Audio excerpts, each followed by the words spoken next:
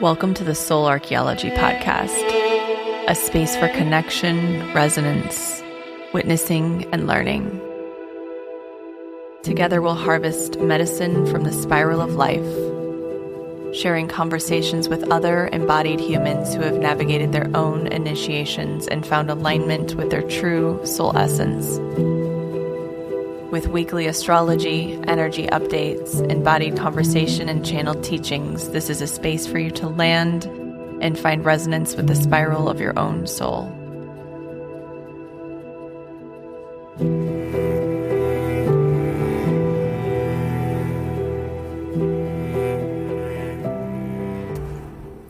Hello, welcome back to Soul Archaeology. Moving through Cancer season, this has been deep.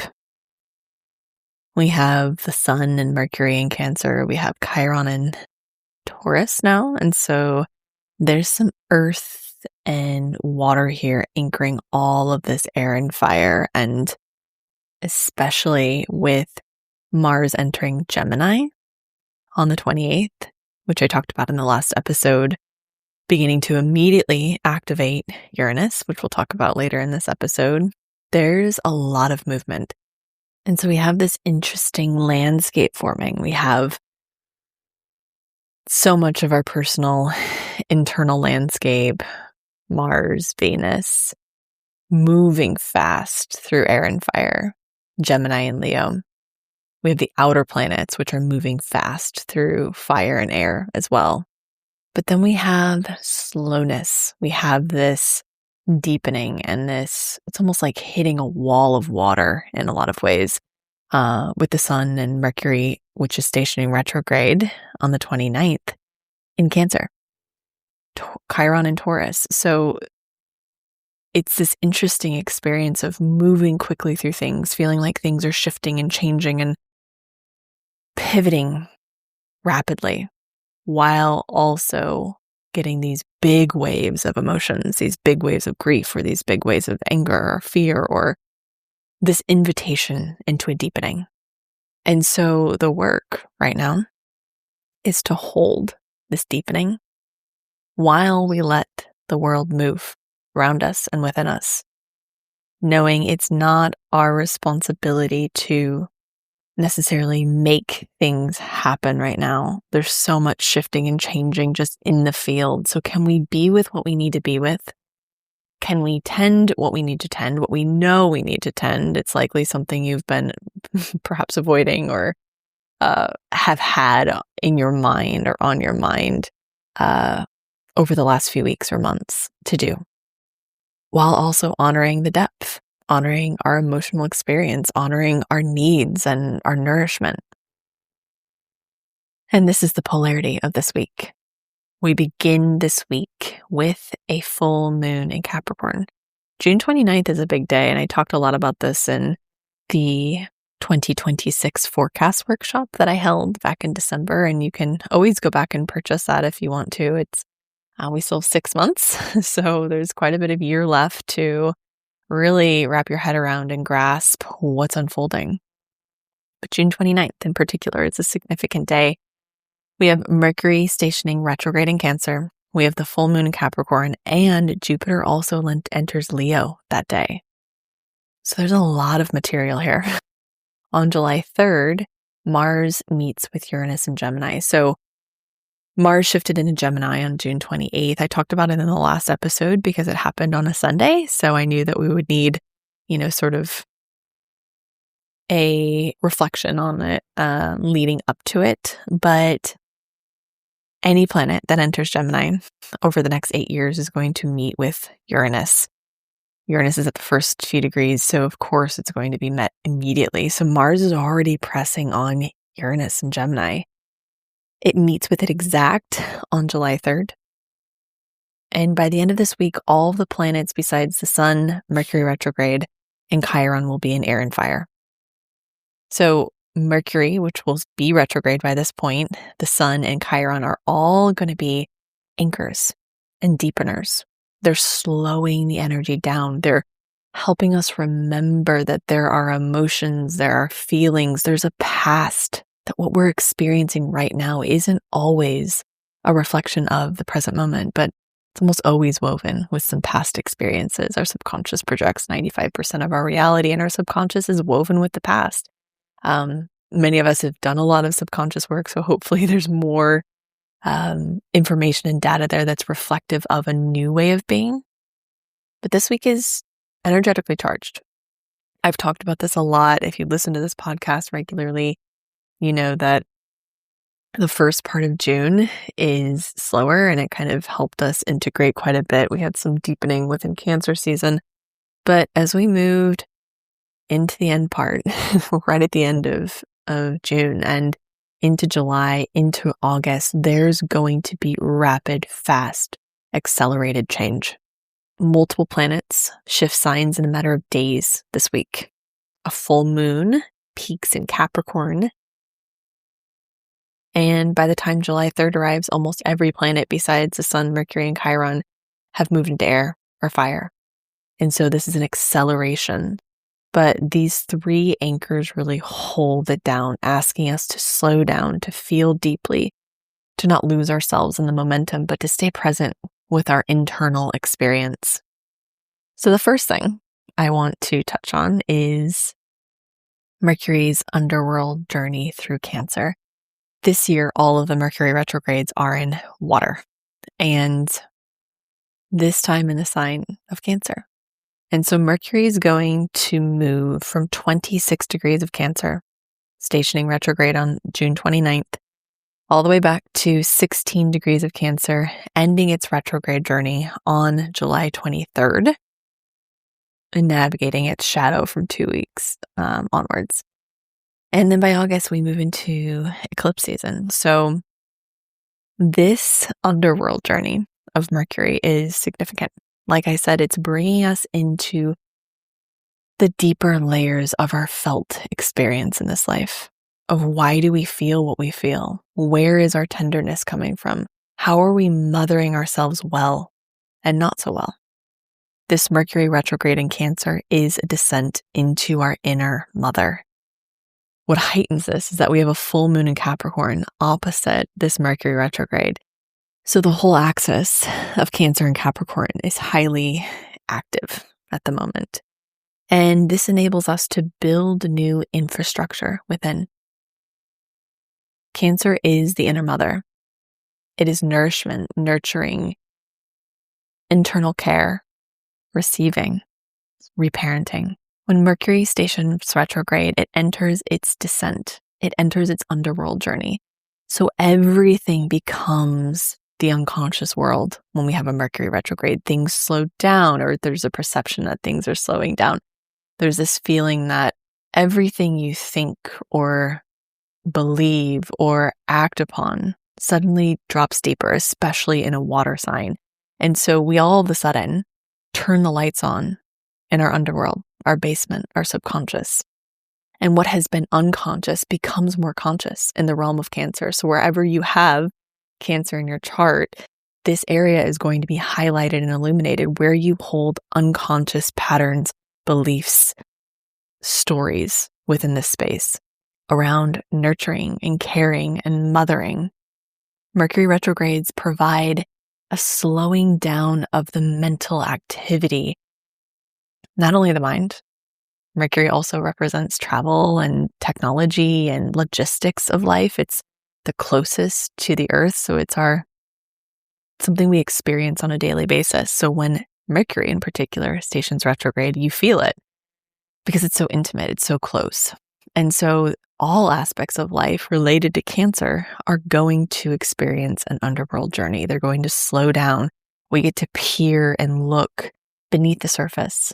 The ripples on the water, on the surface of the water, clear, and we can see all the way to the bottom. So when we add the layer of Cancer here, this turns everything towards memory, family, old emotional narratives and stories about care and nurturing and attunement, even unfinished conversations or fragmentations around mothering and care and receiving, anything related to the heart. And this is things from the past because Mercury retrograde surfaces unconscious material. So something that hasn't been reckoned with, we get an opportunity to revisit it, to rewrite it, to rework it, to reattune in a way that's more appropriate now. So a lot of this is going to be mothering work, remothering work, getting into our relationship with the great mother, our physical human mother, and our inner mother. It's so sweet. I was telling a story on my Substack about my mom who is in town, which is just, it's the sweetest time for her to be here during Cancer season. I had the moon moving over my own Chiron in Cancer during the time, and I've done a lot of deep work and repaired so much within my own internal mother archetype, because having a Chiron in Cancer means that I have a ton of remothering work to do in this lifetime. And so it's not even really related to her, but it's related to my past, my history, past lives, my ancestry, things I've inherited. And so it's been so beautiful to notice, nothing's perfect, right? So notice the ways I still resist receiving. And one of my biggest wounds is feeling that I don't receive the love I give or the attunement I give, and it's a story, right? Because the reality is that I perpetuate that patterning by being afraid of receiving. So I have to get into my own inner framework all the time and attune to that part of me that's afraid to receive. And so I've been doing so much, and we've been doing so much while she's been here, just supporting me in the nesting phase. And it's been beautiful to, one, just receive this motherly support during this time as I become a mother, and also noticing what I then will pass on to my daughter around mothering. And I even had this moment where I was thinking about something I wanted to get done, and I was like, oh, I'll just do it because I know I can do it. And it might have been, a little bit pushy for me to do it because of, being pregnant. And there's a few things that I could have definitely asked help on. And I had to just pause and say, is this the story I want to imprint my daughter with? That we can't receive support, that we have to do it all ourselves, and truly opening to receive support and help and care and attunement from my mom during this time. It's been pretty profound. And I'm so grateful and so lucky to, one, have her, but also have the awareness to see my own shadow patterns within our dynamic over the years, doing so much remothering work, repairing my relationship with my own inner mother so that she can just be herself. She can be who she is. She's not sort of filling a void in a way. And this is the work I love doing with clients. I've done so much remothering work with people, and it's just my favorite. I love it so much, and it's incredibly intense and probably the most painful work to do, working with the mother wound, but my Chiron's in Cancer, so it's what I came here to do. And this is going to be our work as we move through July. Now, this is one piece, right? This is a Mercury retrograde in Cancer. It's slowing down the energy. It's going to bring us into our pain points, into our narratives, into our stories around receiving and love and attunement and the heart and our heart walls. So we have to be cognizant.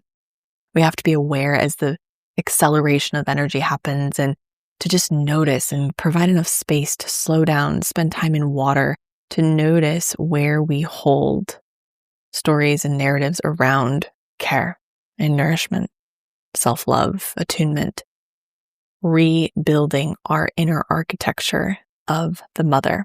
Now, this is highly active because on the same day that Mercury stations retrograde, we have a full moon in Capricorn. And I'm calling this the maturation moon. And like I said, the Cancer Capricorn axis is the reparenting axis. If you have many placements or significant placements in these signs, you're here to do the deep reparenting work. Cancer is the inner mother, and Capricorn is the inner father. If you have significant placements here, you're here to mature, to evolve, to rework your inner architecture. Cancer teaches us how to receive love, and Capricorn teaches us how to become someone we can rely on. So this moon is about reparenting, taking responsibility, and really installing loving internal parent archetypes. And this full moon in Capricorn isn't asking us to choose one, the inner mother or the inner father. It's asking us to integrate both. So we have this full moon in Capricorn at 5:56 p.m. Pacific at 8 degrees Capricorn on June 29th. And Capricorn is maturation, responsibility, structure, commitment. It's the masculine containers we create to hold our emotional world, our fluidity, our feminine, our internal waters. Cancer holds, Capricorn builds. I think the big question of this axis is, what am I building? And is it a life I actually want to live inside of? Capricorn is the mountain, the wise elder, the lineage keeper. Its evolutionary purpose is to access an unshakable sense of self-worth, regardless of what's being reflected externally. Internal success, approval, worth, integrity, practicality, discipline. This is the inner masculine archetype. This is the archetype and the inner masculine that we build architecture around. It's the one that says, I can hold this. I am here. I am worthy. It's about cultivating an inner authority, a sense of self, and to really accept radical responsibility for our lives. It's ruled by Saturn. So this full moon is ruled by Saturn, which brings a real, almost supportive structure to a full moon. A full moon is when, of course, the sun and the moon are opposite one another. And so it's fully illuminated. So our internal landscape is fully illuminated. And Capricorn really teaches us about karma. It's ruled by Saturn, like I said. So Saturn is the lord of karma. And it teaches us that the choices we make build our reality. Each choice we make every single day builds the pathway, the infrastructure, the foundations of the life we live. But this isn't about just saying, that sort of classic father archetype, make good choices. This is about cultivating an inner confidence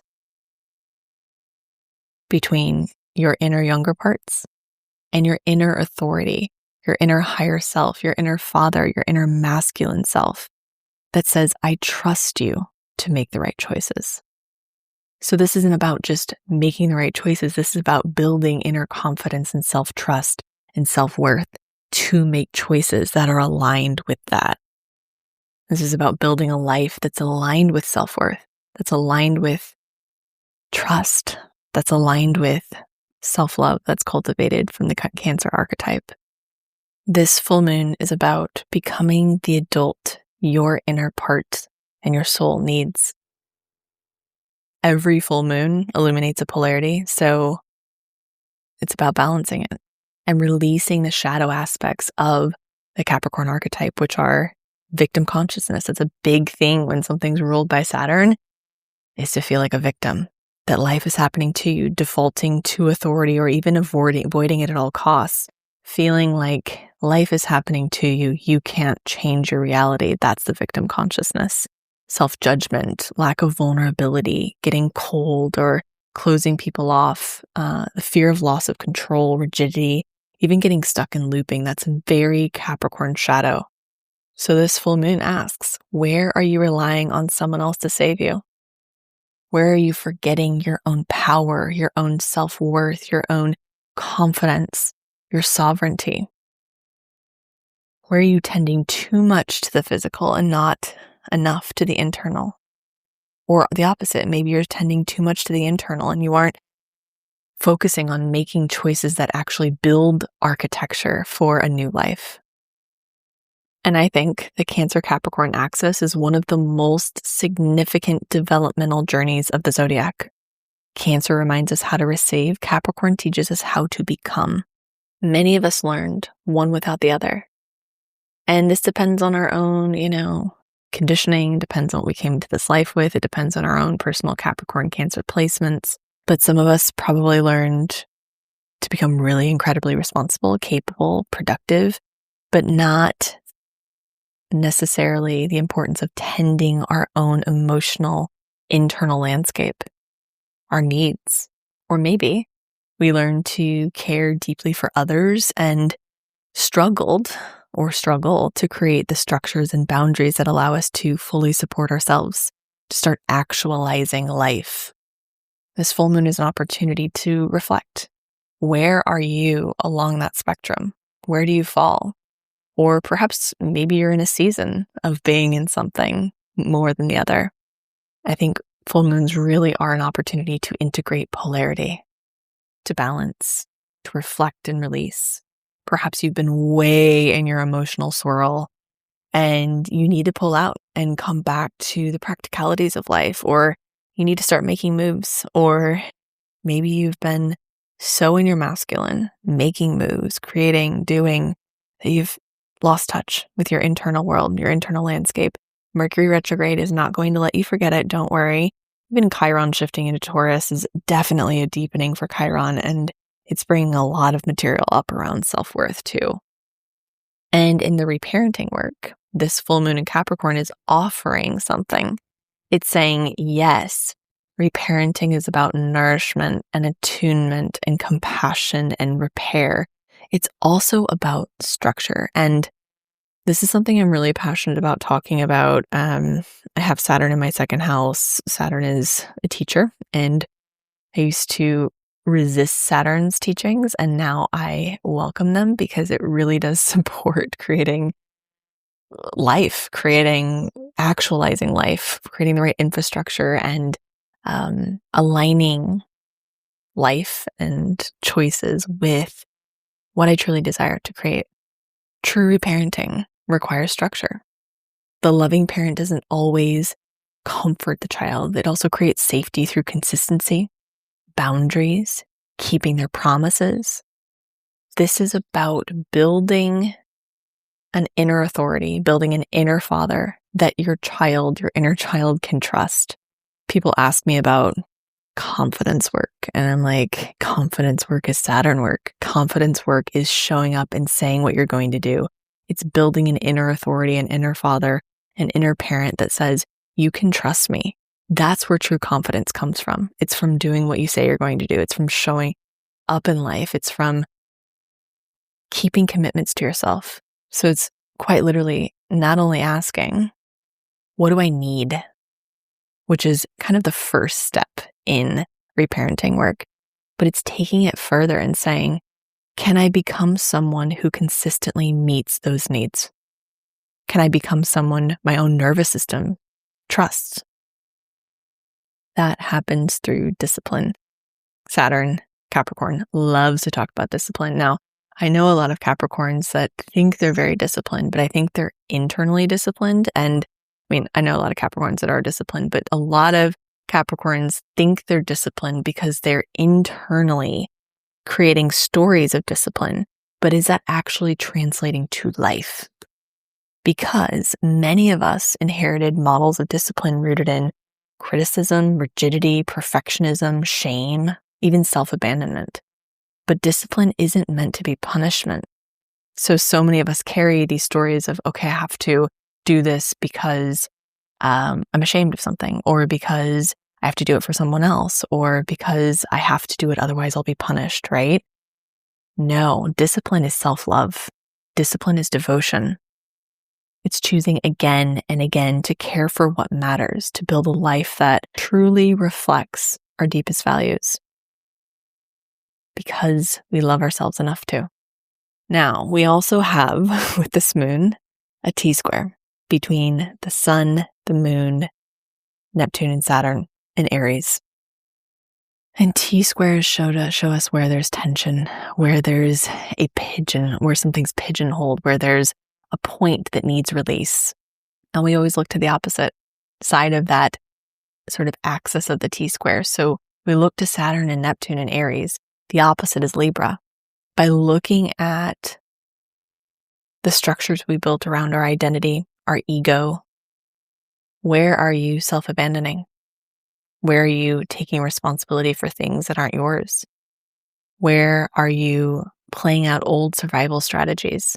The resolution is through Libra, not through doing more or carrying everything alone. Just told you the story about this. But through relationship, through reciprocity, through receiving and giving in equal value.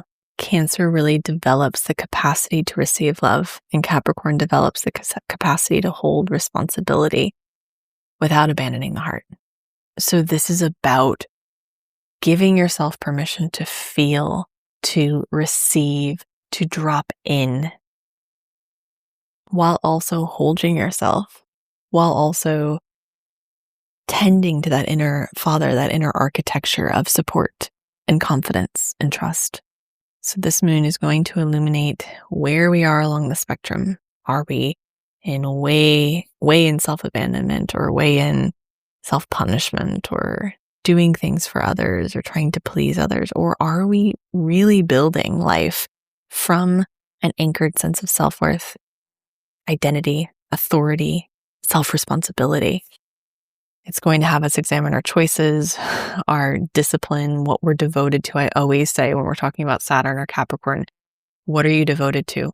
Your devotion is what you're choosing every day. Are you devoted to your phone, scrolling, caffeinating, escaping, or are you devoted to intention and slowness and presence, self-responsibility? Now, we have a huge shift happening on the same day. Jupiter enters Leo. I told you this was a big week. For the past year, Jupiter has been moving through Cancer. From now until July 2027, it's going to be in Leo. Jupiter in Cancer has been teaching us about belonging, coming home to ourselves, inner nurturing and nourishment, feeling, receiving, tending the heart, nourishing our roots, returning to our roots, creating emotional safety within ourselves. Now as Jupiter enters Leo, expansion. This is not an inward-focused Jupiter transit. Leo is expansive. Jupiter is expansive. This is about allowing more of ourselves to be seen. Not the performative version, not the egoic version, but the version we've excavated through our deep inner work. But this is about becoming you, not becoming someone else, not performing, not replicating something you've seen, which I see so much on social media now, and it's really just unfortunate. This is about becoming more fully yourself, which requires courage, which is the part about Leo that's so significant. Authentic expression often asks us to risk a lot. Risk being rejected, misunderstood, abandoned. It asks us to put a lot of risk on the table. It's also going to show and reveal and fully illuminate. Jupiter expands anything it touches. So whatever you have in Leo, Jupiter is going to be expanding. It's going to reveal our relationship with being seen, our relationship with wanting to be accepted, wanting to be chosen. It's going to ask us to stand in our gifts, knowing when we do that, we give a gift to the world because no one else can offer what we do. That's the beauty.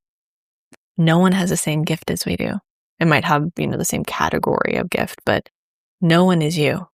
No one can create in the way you do. No one has your unique spark of expression and creativity. So this is about your creativity, your voice, your leadership, your joy. This is about accessing your unique contribution to the world and letting that ripple out and inspire others to do so as well. But it is about developing a healthy relationship with our ego. If you are resisting the heart work, if you are resisting the vulnerability, if you're afraid to ask why you're doing something, or if you find yourself copying or replicating others' work just to get it done, or just to achieve something, or just to create sort of an identity, that's not it. This is about softening into your own heart and creating from the heart, creating from your truth, your unique truth. Now, as we move into this new era, plagiarizing, copying is not going to work. It's just not. We're going to be able to taste intention moving forward. So the more you can practice being unapologetically you, the better. Are you creating, expressing from the ego, the wound, or the heart? The wounded ego seeks validation. Expression that comes from the heart seeks contribution. It seeks to give something rather than to receive something. So this is going to reveal where you are creating from, where you're moving from, and can you align it with a more authentic version of you? I'll be talking more about this transit as it unfolds because it's significant, and depending on where you have Leo in your chart, you're going to be pressured to break out of something, an ego pattern or a wounded pattern, and really act and move from the heart. And what a gift, because we need it. And then, of course, we end the week with Mars meeting Uranus and Gemini. And this is a volatile aspect. This is something that, in astrology, we talk a lot about because it can bring a lot of sudden change, a lot of impulsivity, conversations, things that almost arrive out of nowhere. It's electric, it's brilliant, it's also unstable. When we think about Gemini, Gemini is mutable air. Uranus in Gemini is breaking down and revolutionizing how we communicate, how we see things. It's also blasting open the duality, the polarity in the field. It's shocking, it is assertive, it is disruptive. It's about liberation and revolution and change. But it can also be volatile, especially because we have an outer planet meeting with an inner planet with those two energies. And so just watch your conversations, watch your impulses. It might not be a great time to make a big, huge decision, especially because we are in a Mercury retrograde. So just notice contracts, things you're committing to. If you feel this sudden impulse out of nowhere, just check it. Use this Mercury retrograde in Cancer to go deeper. Ask, where am I moving from? One, am I moving from the ego? We just talked about that with Jupiter and Leo. Am I moving from this need to perform or prove something? Full moon in Capricorn. Or is this truly authentic to what I desire, what's in alignment with my soul's path, with my inner desires? And so it's going to be an interesting week, especially towards the end. I think that it's incredibly powerful. It's really dynamic and complex. It's not necessarily linear, but if you can slow down and notice your internal experience before reacting or responding, it's going to be everything. I say this all the time, mostly because I practice in the somatic field, but slowing down, returning to the body, nourishing yourself through grounding foods, drinks, content, material, whatever you're consuming, notice where it is amplifying or accelerating the energy. You might not want that right now. You might be someone that drinks coffee every day or caffeine or matcha or whatever.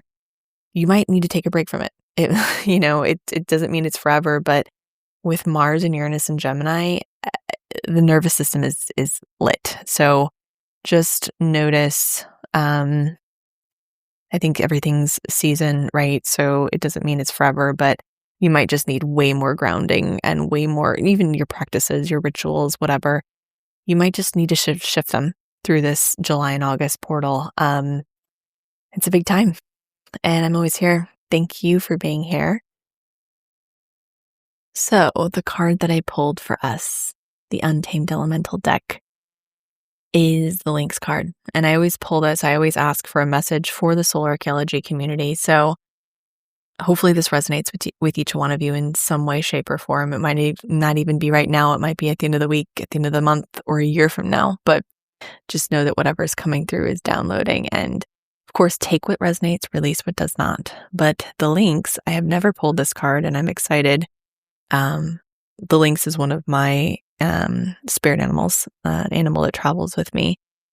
And it's an incredible animal. And so it's all about sacred silence. And it says, Lynx stalks silently under the stars of the cold northern midnight, a huntress at heart. Her thick fur, wide paws, and agile limbs allow her to traverse green forests, scale granite faces of mountains, and negotiate the fresh fallen snow. Echoes of the world are held at bay, for she has chosen solitude. She's completely at one with her habitat. Her independence comes without complication, and her silence remains solely her own. Lynx calls upon you to hold sacred silence, at least for the time being. There is great power in keeping your own counsel when appropriate. Silence is particularly wise when applied to a new project, relationship, or vision that still lives in the gestational or liminal realms. This is because sacred silence is a womb where dreams and desires may come in two material form. Go with Lynx into meditation, where the light of possibility will allow your dreams to unfurl. Trust that you will know when the time is right to speak. Have faith, you'll understand exactly whom to share it with. When it's balanced, you're discerning, intuitive, and independent. When it's imbalanced, you feel aloof, disingenuous, or contemptuous. To bring into balance, keep your own counsel until you know the time is right to share. Oh, that sounds kind of nice, especially with a Mercury Retrograde in Cancer. There might be a lot of material coming up and it might not need to be shared quite yet. So it's a nice reminder, and I always love the invitation of silence, especially when we have inner work to do, because I always say, process internally and then bring it externally. So thank you all for being here as always. If you wouldn't mind sharing this with a friend or family member you think would benefit, sharing it on social media, it helps so much to grow the podcast. I do everything grassroots. No sponsors or producers or anything like that. Everything I do on my own. So I would love the support. Also, joining my Substack. I'm having so much fun over there. I love it. And I'll be doing next week a deep dive on Jupiter and Leo and a deeper dive on Chiron and Taurus. Actually, I already released that. So that's out there. So if you have a Chiron and Taurus and you're like, what does this mean for me? Or if you have Taurus placements and you're already feeling it, I recommend that article. It's on my Substack. I have it linked in the show notes. You can join for $8 a month. I do release some free content too. I do notes every day that are free, and a few free articles as well. But if you become a paid subscriber, you get some free content, not free content, but you get some extra content, and it helps support the production of this podcast. So thank you as always for being. Have a beautiful week, and I'll see you soon.